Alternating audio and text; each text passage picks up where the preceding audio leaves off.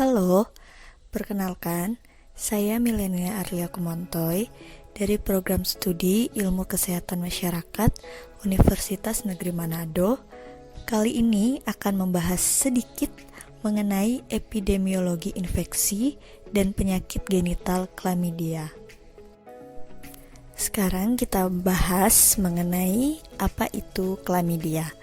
Chlamydia atau secara medis lebih dikenal sebagai chlamydiasis merupakan infeksi yang disebabkan oleh bakteri Chlamydia trachomatis, merupakan infeksi menular seksual dengan penyebab bakteri yang paling umum terjadi.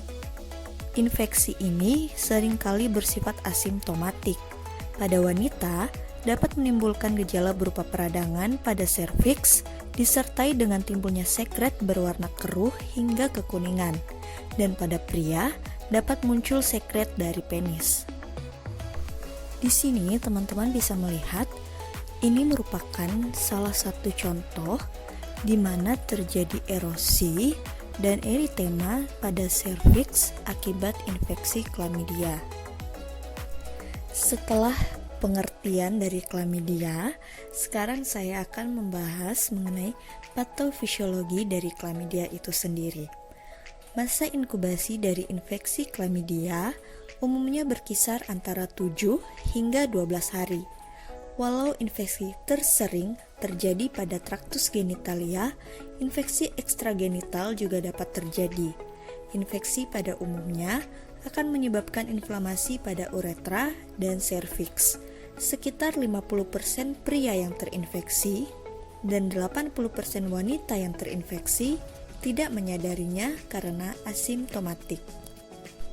Pengertian sudah, patofisiologi sudah, dan sekarang kita akan membahas mengenai gejala apa saja yang ditimbulkan oleh infeksi chlamydia.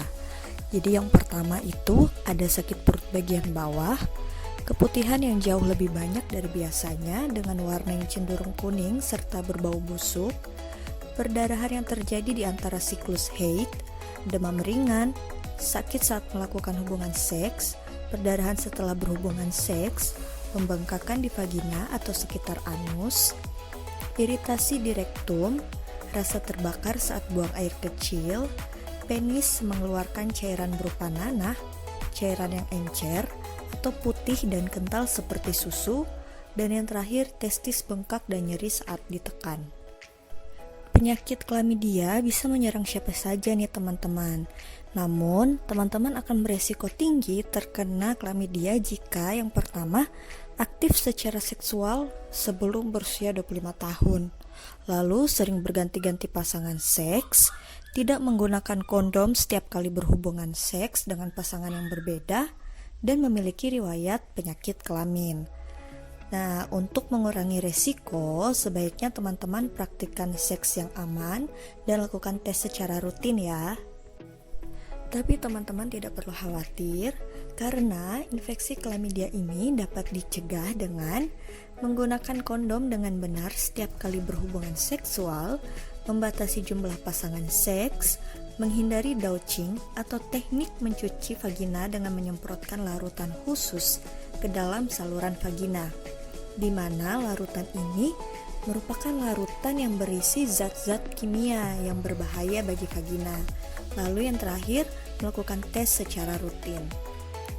Selain dapat dicegah, infeksi chlamydia ini juga dapat diobati.